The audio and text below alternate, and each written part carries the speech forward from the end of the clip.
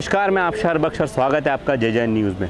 उत्तराखंड में इन दिनों चुनाव की सरगर्मियाँ एकदम तेज़ हो चुकी हैं। हम हैं इस वक्त हल्द्वानी के MBPG कॉलेज में मौजूद, जो नैनीताल ज़िले का स्ट्रॉन्ग रूम है। जी हाँ, ये उत्तराखंड का एक सबसे बड़ा कॉलेज है और यहाँ इस वक्त आप देखेंगे, मेरे पीछे आप देख रहे होंगे, यहाँ सुरक्षा बहुत कड़ी कर दी गई है। 14 फरवरी को मतदान होना है, क्योंकि स्ट्रॉन्ग रूम की सुरक्षा जो होगी इस बार यहाँ 3 लेयर होगी। हमारी पुलिस अधिकारियों से बात हुई थी, उन्होंने बताया कि पैरामिलिट्री के साथ साथ पुलिस के जवान भी कॉलेज में मौजूद रहेंगे निर्वाचन के बाद, क्योंकि वोटिंग होने के बाद ज़िले की सारी मतपेटियाँ EVM मशीन्स जो हैं वो सीधे कड़ी सुरक्षा के बीच MBPG कॉलेज में ले आई जाएंगी। और देखिए हमारे पीछे देखेंगे आप, इस टाइम टेंट लग रहे हैं यहाँ पर और कई सारी चीज़ें चल रही हैं। इसी के अंदर मतदान वाले दिन कई सारे प्रोग्राम होंगे इलेक्शन कमीशन के। और जैसा कि आप देख रहे हैं, गाड़ियों का आना जाना लगातार बना हुआ है। पुलिस के अधिकारी, प्रशासन के आला अधिकारी इस वक्त मौके पर मौजूद हैं। जिला प्रशासन नैनीताल की गाड़ियां यहाँ मौजूद हैं, CO यहाँ मौजूद हैं, DM जो हैं नैनीताल के और हल्द्वानी के, वो भी यहाँ मौजूद हैं। इस वक्त हम मौजूद हैं स्वीप के कार्यालय में, जो मतदान को लेकर पब्लिक को जागरूक करने का काम करते हैं। आइए बात करते हैं सर से। सर, आपका शुभ नाम? मुझे गौरी शंकर कांडपाल कहते हैं। मैं यहाँ पर स्वीप सदस्य हूँ और हम लोग यहाँ पर मतदाताओं को जागरूक करने के विभिन्न माध्यमों से यहाँ पर काम कर रहे हैं।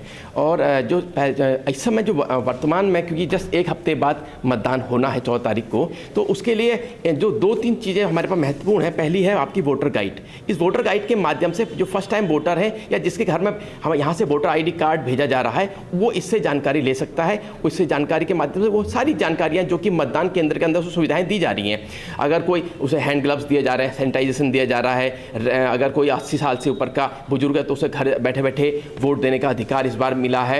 इसके अलावा दिव्यांगजन हैं, उनके लिए विशेष प्रावधान किया गया है, उन घर जाके उन्होंने इस बार वोट दिया है, तो ये विशेष सुविधाएं इस बार दी जा रही हैं।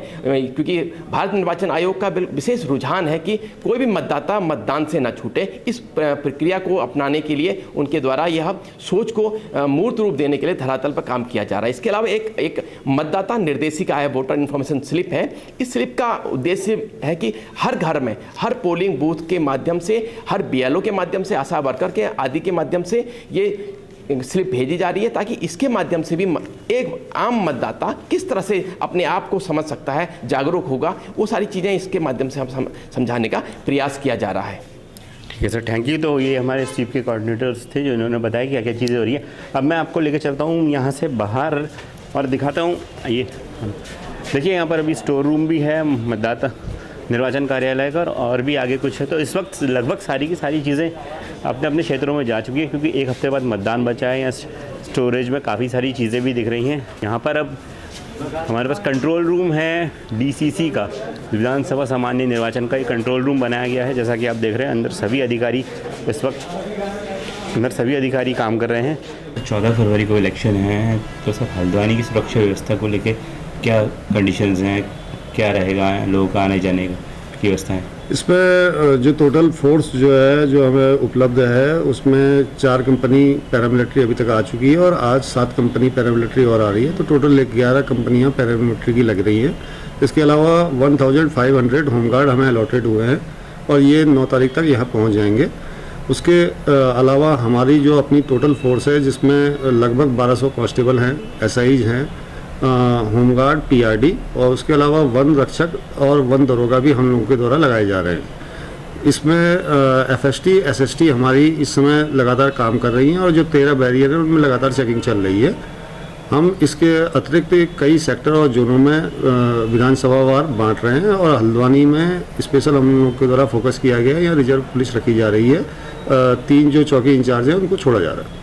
Sir, strong room MBPG college बनेगा तो मतदान के बाद जब EVM पहुंचनी शुरू होगी, तो उसके बाद कितने सर्कल की सिक्योरिटी रहेगी? EVM सिक्योरिटी पहले से ही प्लान कर दी गई है। उसमें 3 लेयर जो सुरक्षा है वो लागू रहेगी। एक कंपनी पैरामिलिट्री की रहेगी, उसके अलावा PAC की एक कंपनी लगाई जा रही है और बाहर की सुरक्षा लोकल पुलिस द्वारा की जाएगी। सर, ट्रैफिक को लेकर क्या व्यवस्था रहेंगी, बॉर्डर सील्स और ये सारी चीज़ें?